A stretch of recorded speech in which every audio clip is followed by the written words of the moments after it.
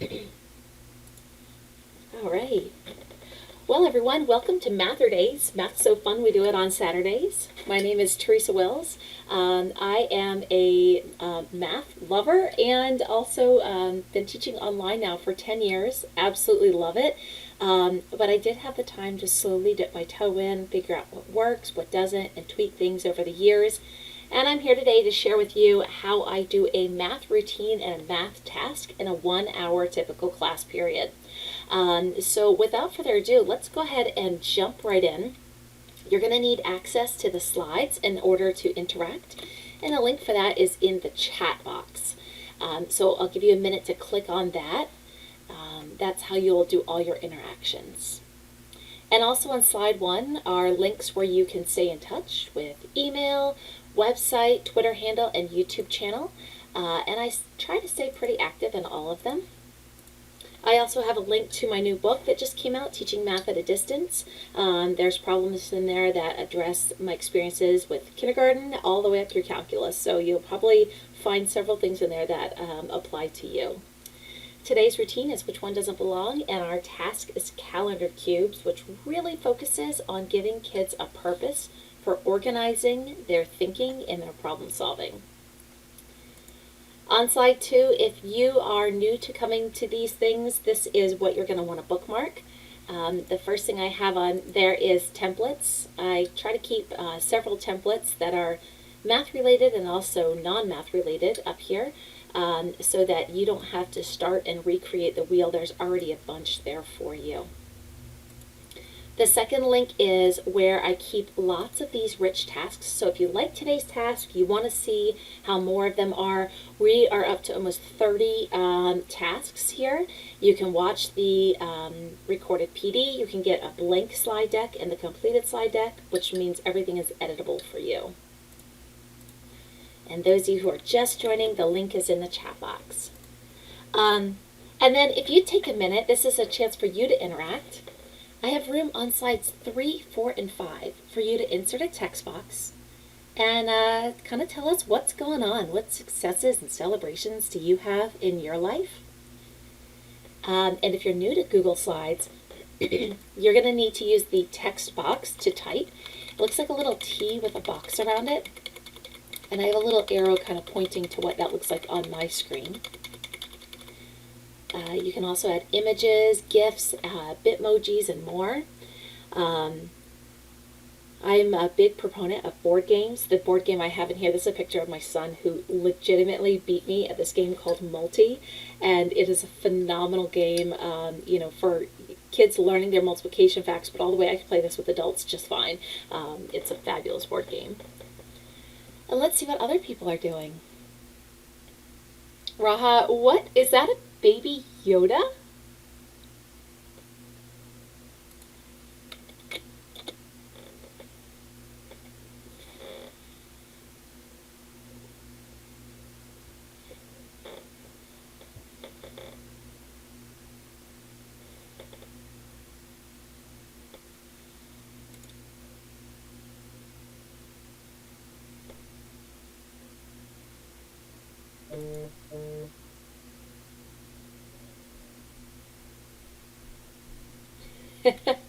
Well, he's definitely cute. I think he said that one of those squishy guys. I know my daughter, she's in 2nd grade, can't get enough of those little squishies. Awesome.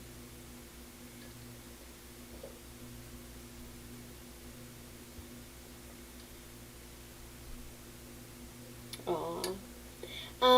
On slide 4, someone's in yellow and they said they finished another week of in-person classes. Where are you coming from? I know a lot of places are, gosh, we're in such a flip-flop, but some places are now going remote that have been face-to-face. Some are turning around. Lisa, is that you?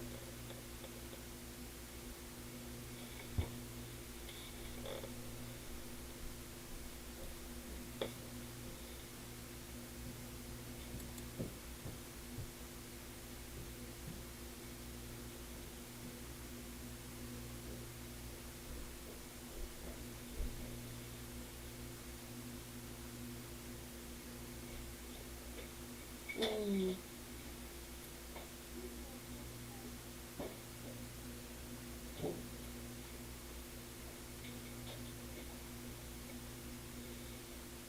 Oh, wow.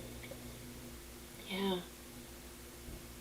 Well, it's great to have you back, Lisa. Um, and Glenn, so you are 100% at home doing distance learning now. What's working for your accelerated class? Like, what tips do you have for us that work well for you in that setting?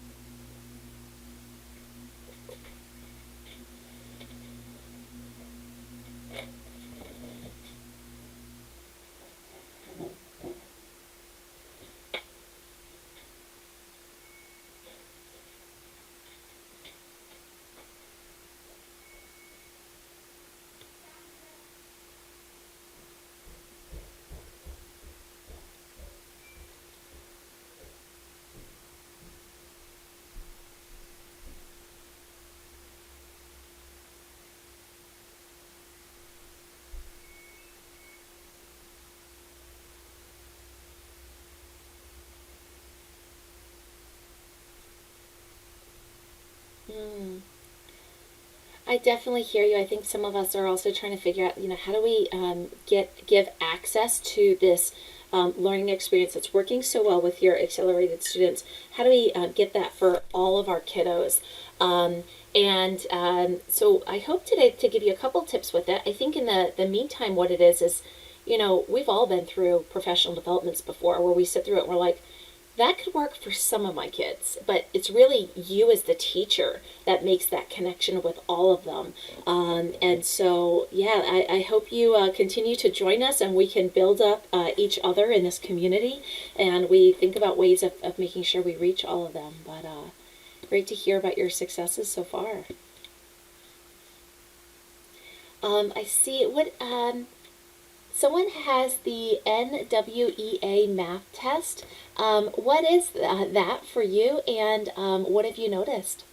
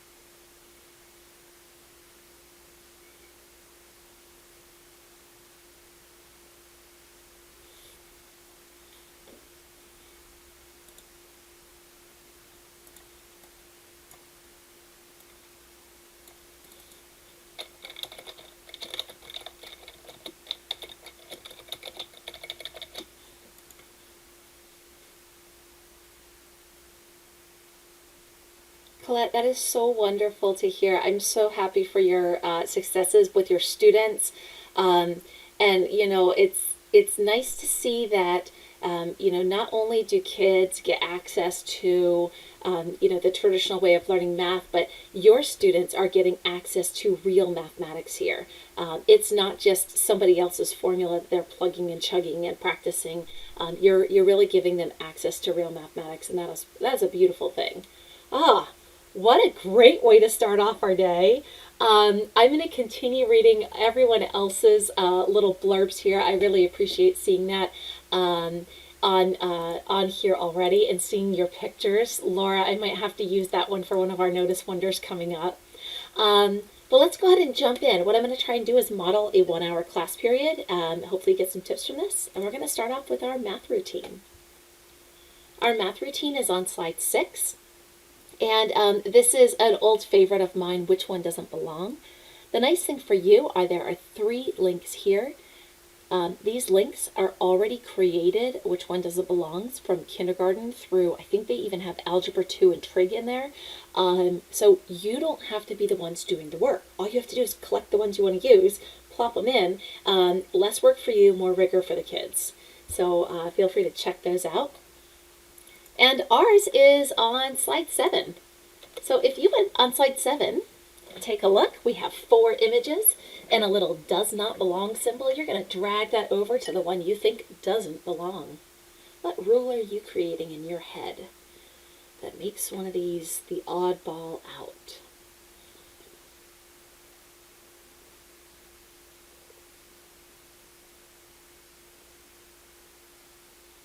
Once you've found one way, think of other rules.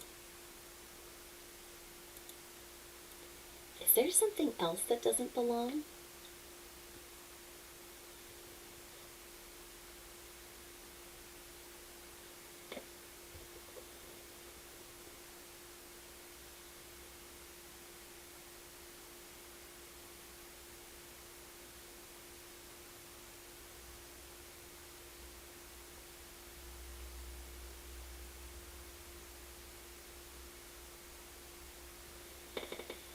And if you're just joining us, welcome. We're starting our Which One Doesn't Belong on slide 7.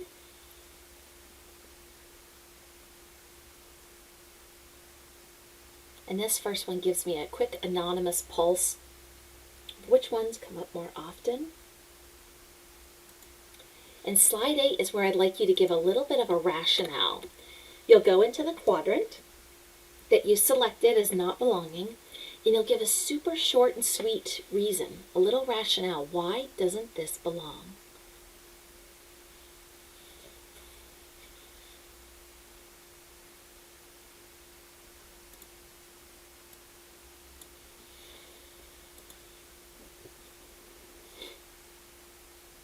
And if you found somebody else's that you agree with, you can change their font to bold, even if that wasn't your original thought, but you're like, oh yeah, I can see that.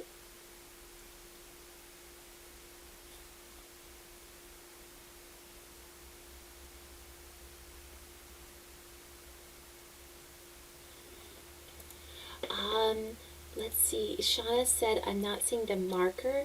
If your slides just went away, make sure you click on this. That is the actual slide deck as opposed to the one that I'm projecting on the screen.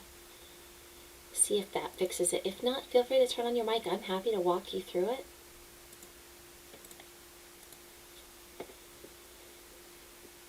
And I'd love to hear from a couple of you all. I'm going to let you know I'd like to hear from you just by making your box green.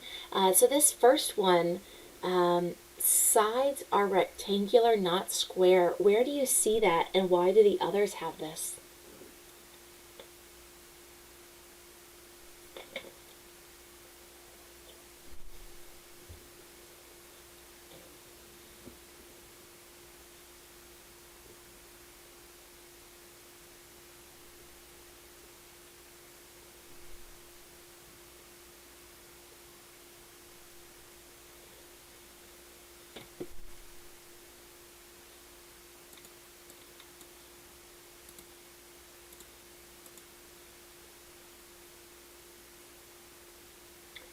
And sometimes, kiddos will even notice that on the Rubik's Cubes, they're squares, but they're tiny squares. Yeah, so that's the only one with rectangles. In the pink, can you tell us, what does monochrome mean?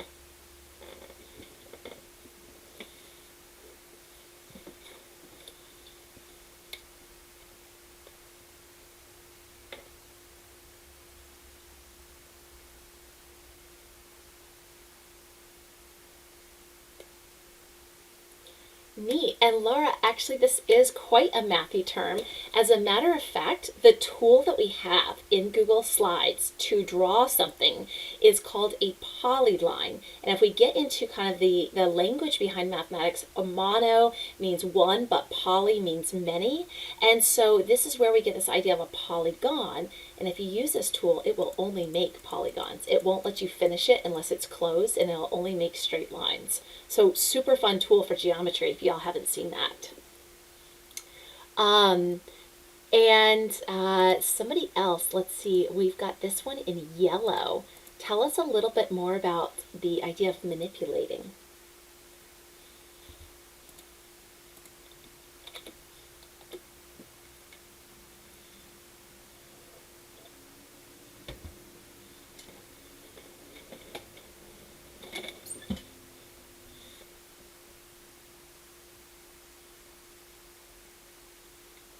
Very cool.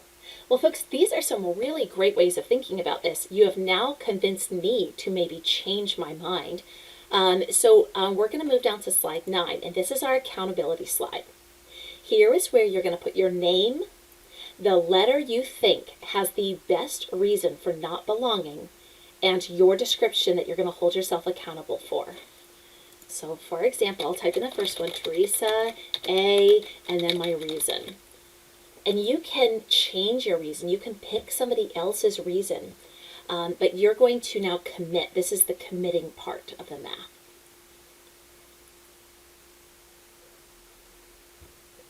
And if you had a new idea and you want to put that there, that's fine. This is the part that's kind of like your quiz or your test, your accountability slide.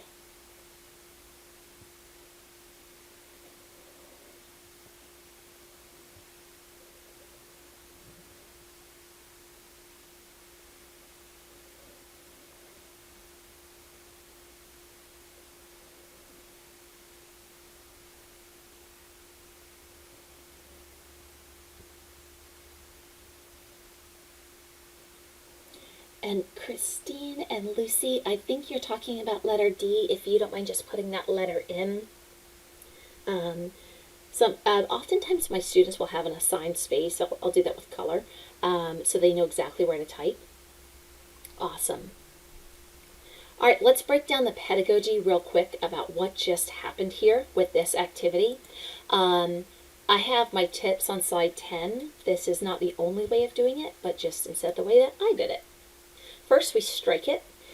That first slide was all about being anonymous, getting affirmation that your ideas are right, somebody else agrees with you. You had a chance to give a rationale for why. You had a chance to share out. I chose specific ones that I wanted to talk about because they fit with our unit, and you could also connect with other people using bold. And finally, there's this other element of making your choice public, like deciding this is the answer I want to be graded on and making that public, but only after having a chance to talk about it first.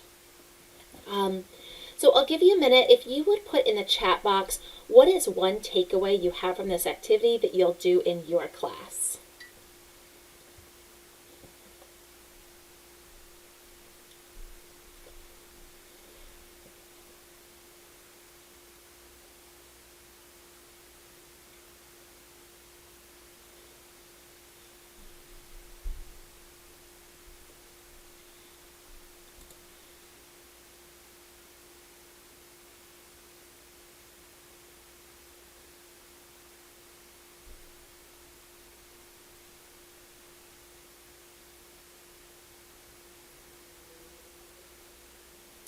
Julia mentions this scaffold participation, and oftentimes when I share these 3 slides with people, they like to pick one and like always use that one in their classroom, and that's a perfectly fine choice. But you notice the scaffolding. Can you tell us a little bit about why you're going to take the scaffolding part back to your class?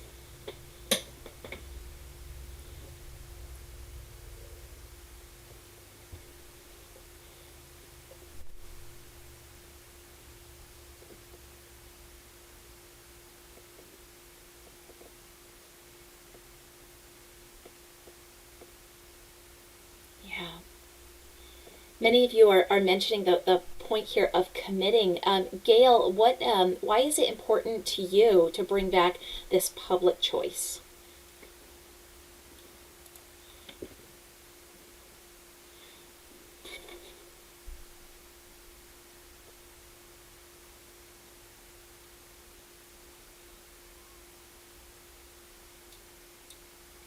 So I hear both participation and this kind of accountability. You might need it for a grade, you might need it for a formative assessment. Both of those there. Awesome. All right, folks, well, let's jump right into our rich task. That's the first part. I always try and do a warm-up. That warm-up there took a total of 12 minutes. We did also have a teacher pedagogy side of it, too, but I try and keep it to about 7. Our task is starts on slide 12 with, gosh, why do we bother with rich tasks? Colette, I loved at the beginning how you talked about how your students are blossoming because you're doing rich tasks in number sense instead of just, here's the formula, let's plug and chug. But these 8 math teaching practices were released by the National Council of Teachers of Mathematics. And in many math lessons, we might try to make sure we do 1 or 2 of these. But when you do rich tasks, you actually hit all 8 of them right up front without trying to reach for them. They're all present all the time. And before we dive in, I have a question for all of you all. Who would like to pledge to this problem-solving oath? It's on slide 13. I'll read it out loud, and you, if you want to pledge this today, can write your name in the chat box. I, Teresa, promise to try my best. I will make sense of patterns and numbers. I will use manipulatives and drawings. I will make mistakes. I will ask questions. I will listen to other ideas. I will stay engaged by always trying to find another solution or representation. I am a problem solver. I make the world a better place. I already see so many wonderful problem solvers. You put your name in the chat box giving your oath to this. Awesome. All right, here is our task on slide 14. A Girl Scout troop wants to make and sell wooden calendars at an upcoming craft fair. They were quick to figure out how many rectangular prisms they needed for all 12 months. But they need help figuring out how many cubes they will need. What is the fewest number of cubes they will need to make a calendar set? The days of 1 through 31 must be possible, and 0 should be placed in the tens place for all dates less than 10. So that is your task. Slide 15 offers several virtual manipulatives that I personally, as the teacher, think are phenomenal for this problem, but that doesn't mean that you're limited to these. If you find something else or you want to use any of the tools in the Google Suite, feel free to. I'd love to see your work on the slides as you work through this. And make sure you turn on your microphone and you're chatting with your peers because that's where some of this great conversation is really going to come out. Your groups are automatically going to start up and they are going to start right now. So turn on your microphones and say hello to your new group members.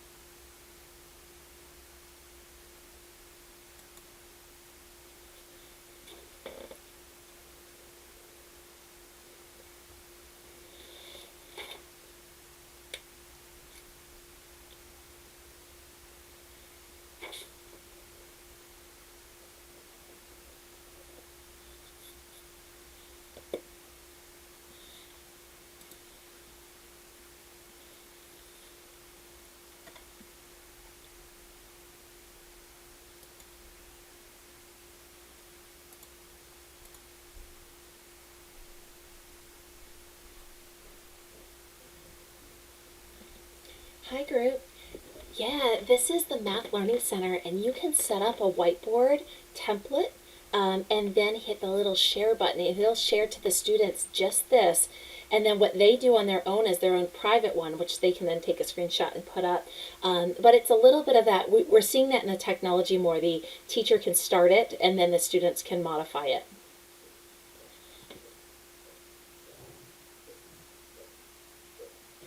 I did, yes. And one of the things I really try to showcase here are two different nets that would still make a cube, because I think sometimes we only see the blue one, the one that kind of looks like a lowercase t. And so with this one, I want students to be like, does this also work? And it just brings in more conversation.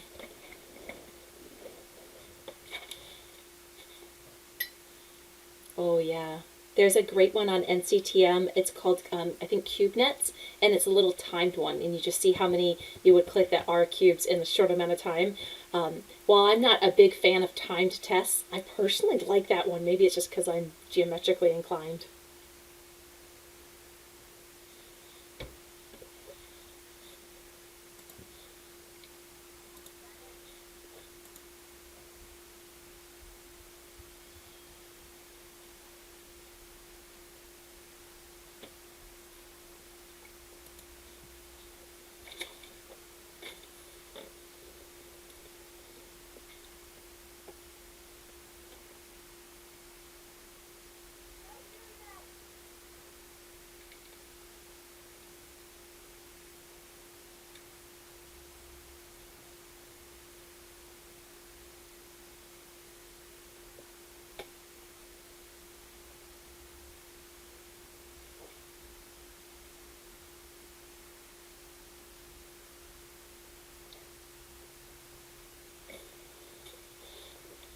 Hey there, Group 3.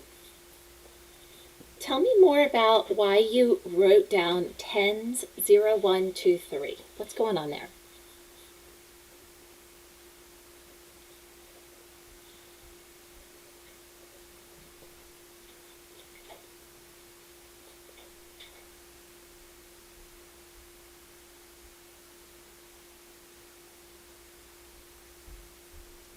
Ah, and why is that useful to know in this problem?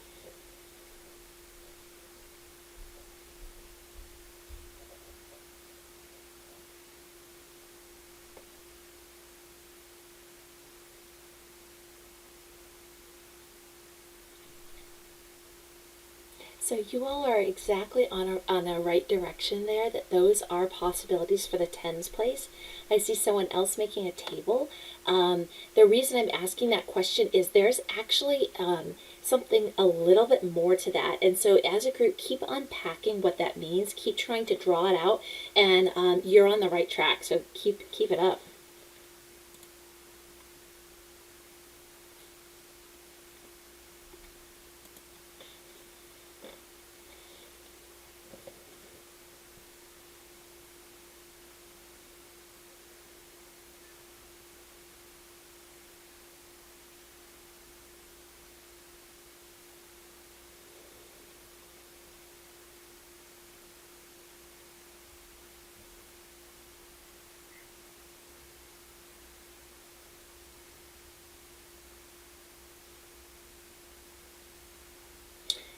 Hi, group. I notice you have two cubes, but the numbers 1 and 2 are repeated on them. What's going on there?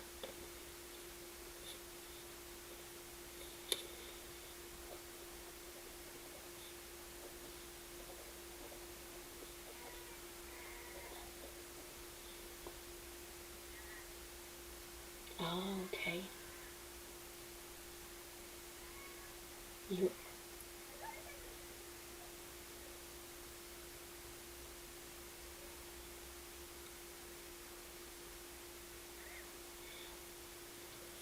you know, I do want us to think, yeah, will you need another 3? And how come?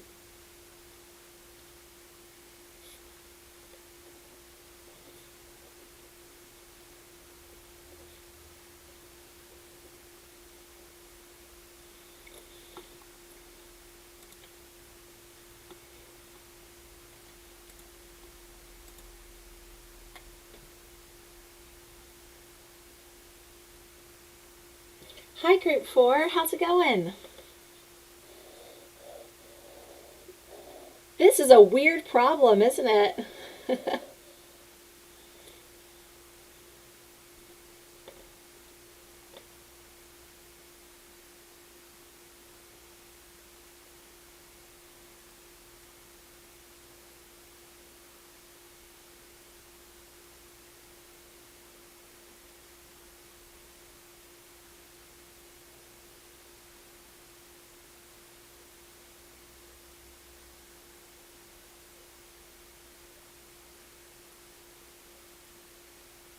Mm-hmm.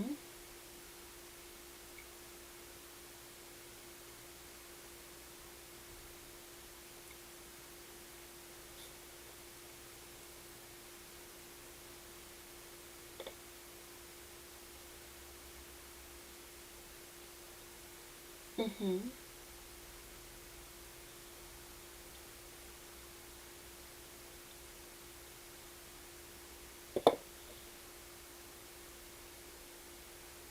Ah, so part of it. Oh, I can see someone just that 1 0 1 2 3. Lovely.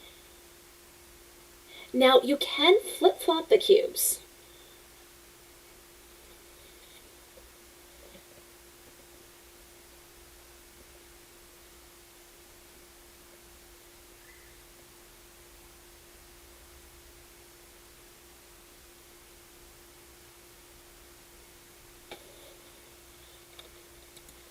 I'm going to capture what you said. You need a 1 and a 1 for 11 and a 2 and a 2 for 22.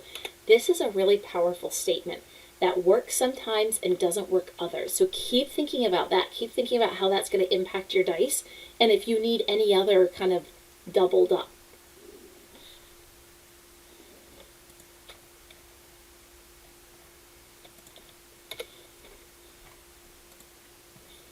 So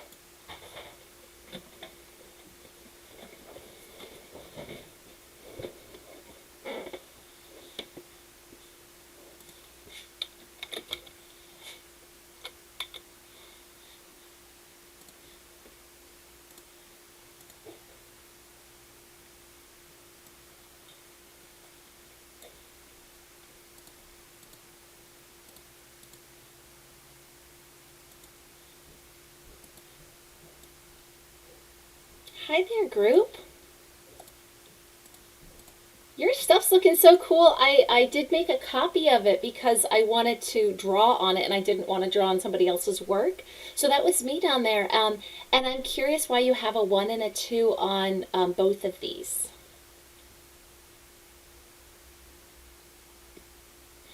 Oh, okay.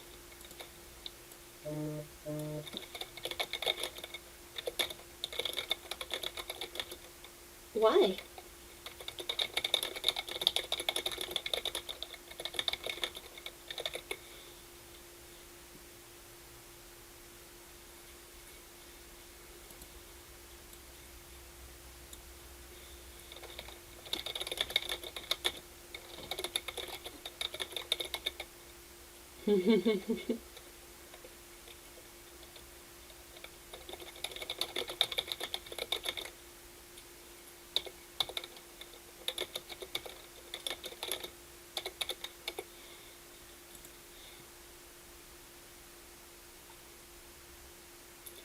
You all are on an amazing track. This is looking great. Your math behind it is great also.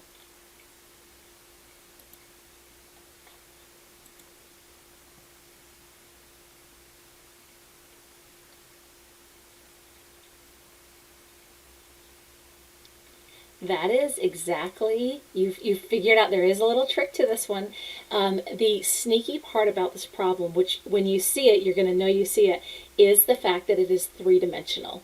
And so there is a third element to this, a third 3D element to this, that makes this problem tricky and fun and cool when you notice it. So be patient with yourself. And if I was in a classroom, I might even have kids like actually draw on them and model it and see what it looks like. So keep working with them. I think you all are on a good roll.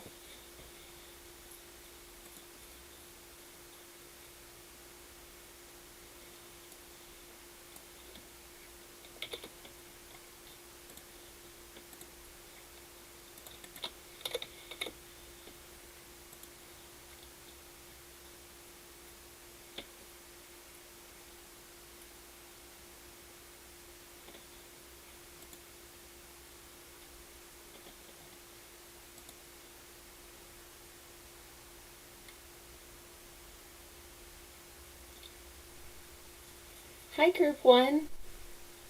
I was just going to grab that image right before someone took it away. If it's okay, do you mind doing a Control Z so I can grab it for our talk? If you still have it. Yes, it is. That is exactly it. All right, feel free to delete it if you want to work differently on your space. I just wanted to grab it for our discussion.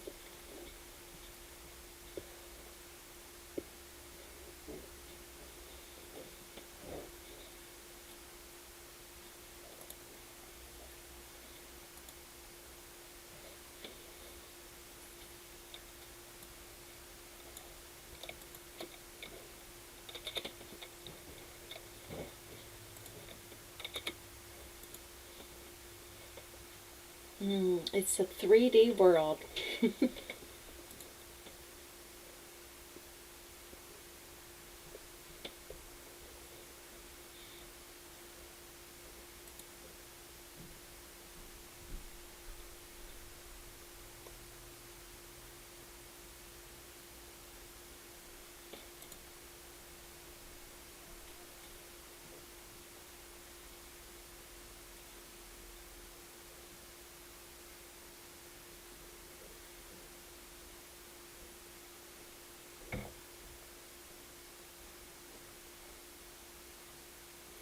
So folks, you have the same number repeated on two nets here.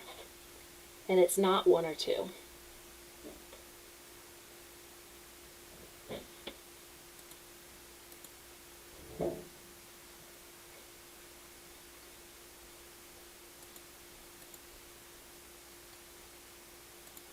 You can. You have another one repeated. So I kind of am giving you the answer a little bit here, but I'm not going to do it completely because I don't want to be that nice. So keep looking at it. You have a repeat on there, and use your three-dimensional minds to try and find it.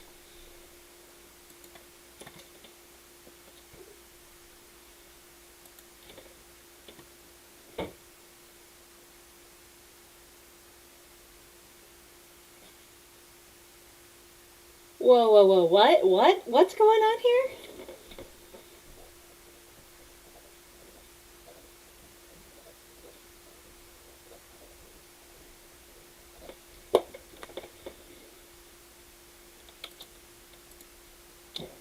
That's wicked cool. All right, let me select all of that. So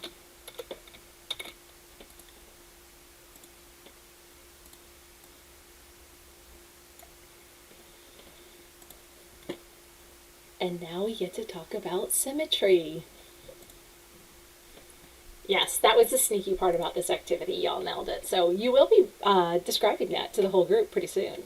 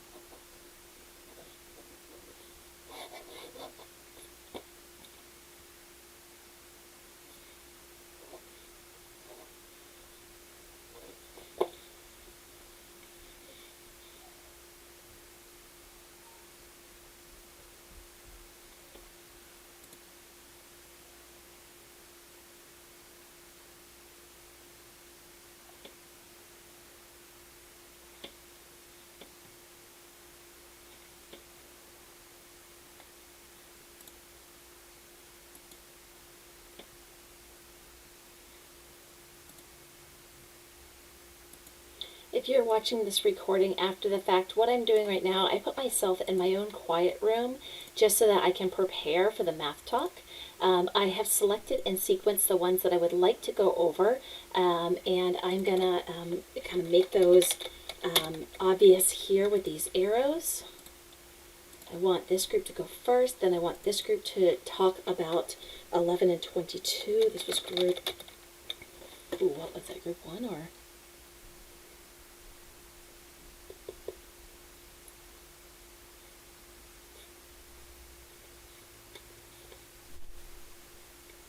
Group 2 did that one.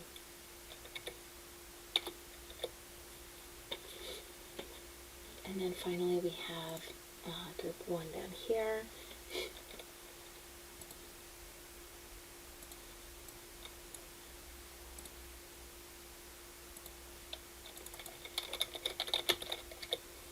And we have our hidden one at the end. Welcome back, everyone.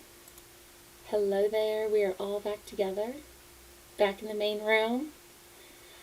Go ahead and shake it out. You all did some pretty big math thinking there.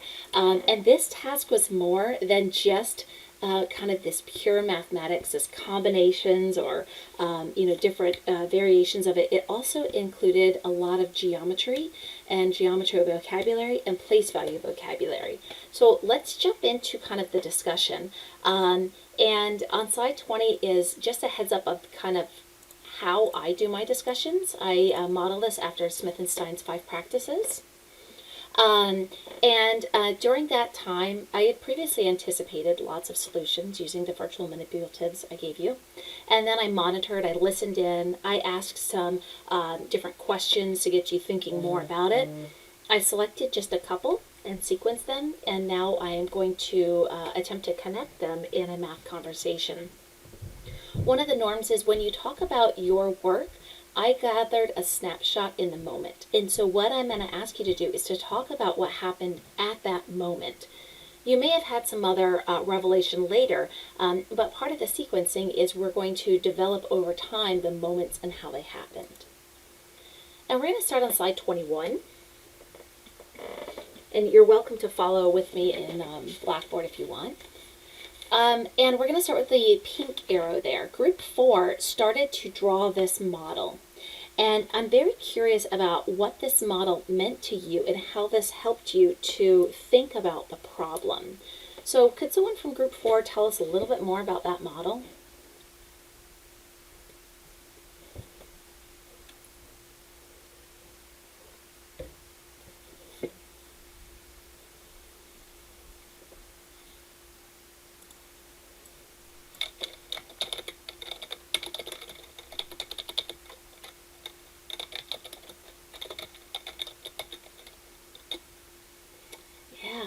So kind of starting out with just this strip, thinking almost like the Rubik's Cubes, if these were stickers, we could pull them off and just stick them on. And I am noticing also some really dark red here, and I'm also noticing it here. What does that dark red represent?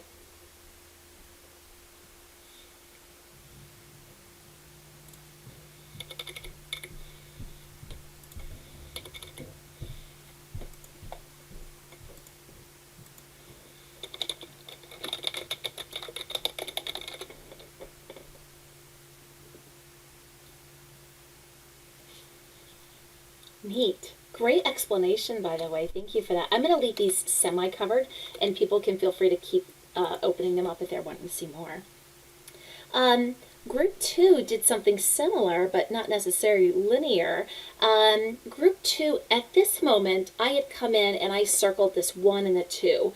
And I asked you all some questions about it. Can you tell us what was important to you at this moment with the 1 and the 2?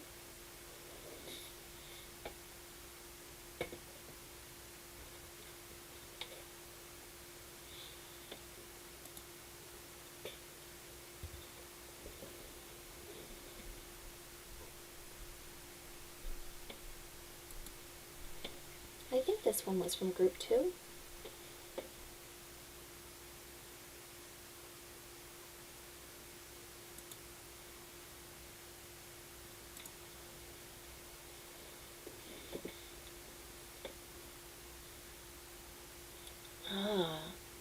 So there were these like double-digit numbers. And I see a connection to what group 4 did over here with those double-digit numbers. And group 4, do those double digits have anything to do with why you chose to cover up the 0 and the 3?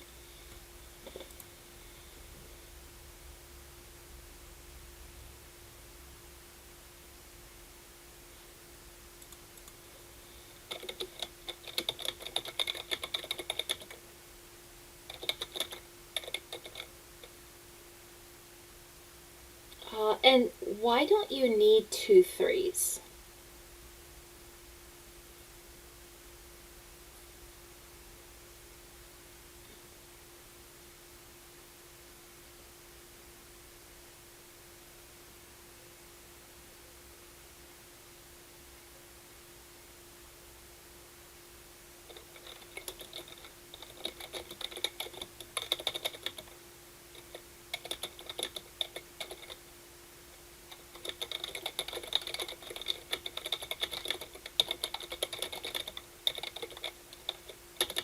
So we don't have a 33, even though we have a 3 in the tens place, we won't have both of them.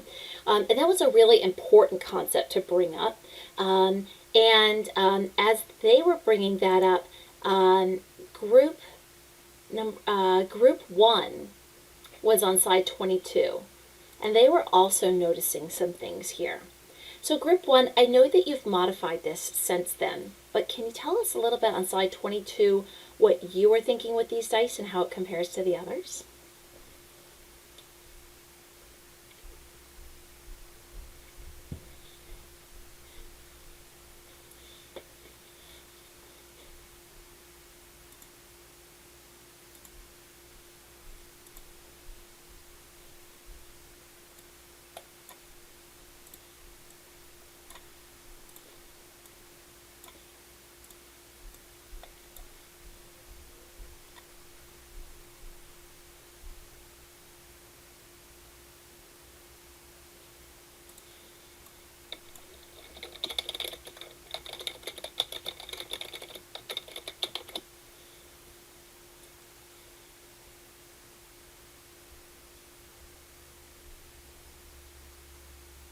Mm. And the neat thing about this group is, depending on what students you have, you may have had times where you're talking about kind of the history of mathematics. And it wasn't until the Mayan numbers that they actually had a digit for 0. Otherwise, the Chinese system, the early, many of the other early systems just had a blank space. And so very quickly, they were starting to mess up their numbers. 15 would look identical to 150 and would look identical to 105. So there's this reason for having a 0. And I've often seen people say, well, if 0 is nothing, we could just not have a cube there. Just take the cube out and it'd be 0. And so we could have this lovely conversation about that. But if we did want to keep 0 on, there was something else we needed to see. And I think Group 1's dice really showcase this because of the font that they chose to use. Group 1, would you like to kind of reveal the aha moment you had about the 3D cube?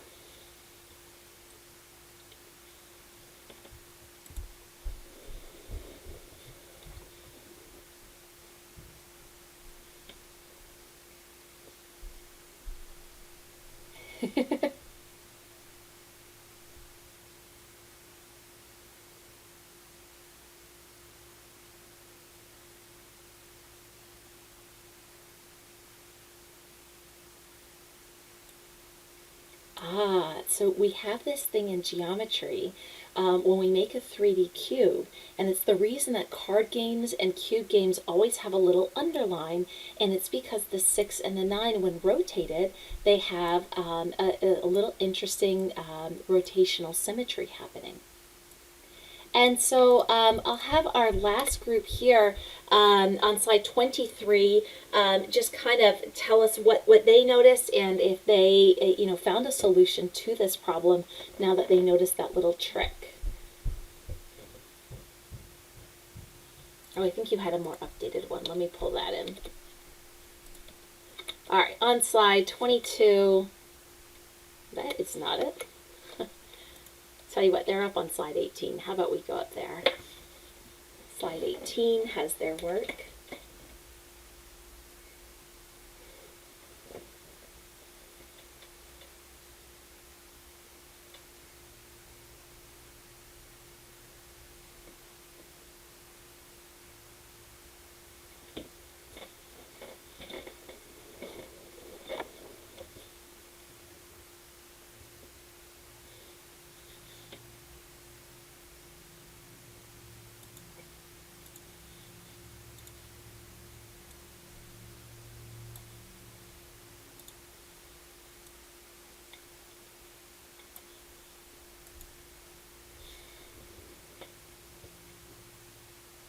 Neat.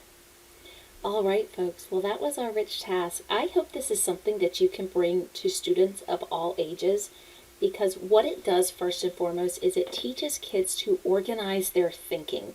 That they start off in either a very linear way, as we saw group 4 do, because they understand that as long as there's 6, it's like a Rubik's Cube and I can stick the numbers on. Or maybe they choose to do a net. Or maybe another thing I saw in several groups, like on slide 17, is a table. Or an organized list, or a list that talks about the tens and the ones. And the real beauty in mathematics is that, before we really know what we're doing, we make these really sloppy lists. We make these like kind of sloppy pages.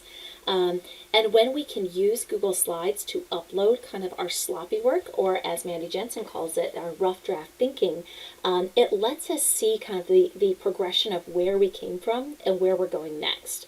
And so kids can start to gravitate towards organizing their work, but also, understanding the importance of that messy work, that rough draft thinking. Well, folks, that's our session today. That's modeling 1 hour with a routine and a rich task. I hope that you saw lots of examples of bringing up place value, symmetry, 3D thinking, and the way that it connected over to our routine. At this point, I will turn it over to any questions that you all might have. And just some heads up that there's frequently asked questions on slide 27. If you're curious about how to do some of the things that you may have seen in here, I've got some more details about my book on slide 28. And if you all have any questions, you can either type them in the virtual parking lot or you speak them now. But I hope you had a nice time. I look forward to seeing student work. If you haven't, feel free to tweet it out with hashtag MATHurdays. This task actually came from, my kids had these little countdowns they made at Home Depot last year, and it's countdowns to Christmas. And so I thought it was really cool. I was fumbling with them trying to figure this answer out for a good long, week and a half. So y'all have me beat on your 20 minutes. But I hope that's something you can bring back to your kiddos. Somebody asked me about quick overview or thoughts about Pear Deck, or I've also heard, what's the other one? I can't think of it now. With Google Slides. I absolutely, if you have Pear Deck, go for it. One thing that my research focuses on isn't necessarily getting individualized answers from students that are private, but rather showcasing all their voice on the slide. Oh, thanks, Christina, it is Nearpod. And so the only reason I don't use Nearpod and Pear Deck, well, one is because I only use free software in my PDs, but also because I try and focus on the collaborative nature, and I think the pure Google Slides works more with the collaborative. As for Google Slides and Jamboard, honestly, there are some Jamboard experts out there. They are really winning at the whole Jamboard thing, and I'll reach out to them when I need Jamboard support. There's no reason to recreate the wheel there, so I just try and use Google Slides for as long as I can before we start really seeing those emerge more on social media and shared more widely. But my focuses are mainly collaboration and getting every student voice out there publicly.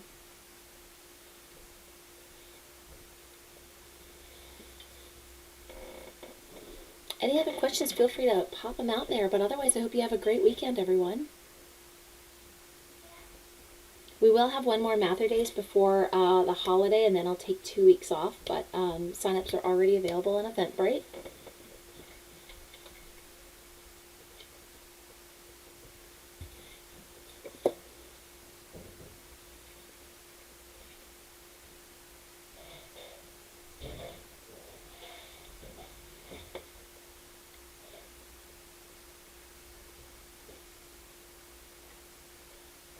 All right, everyone, have a wonderful weekend.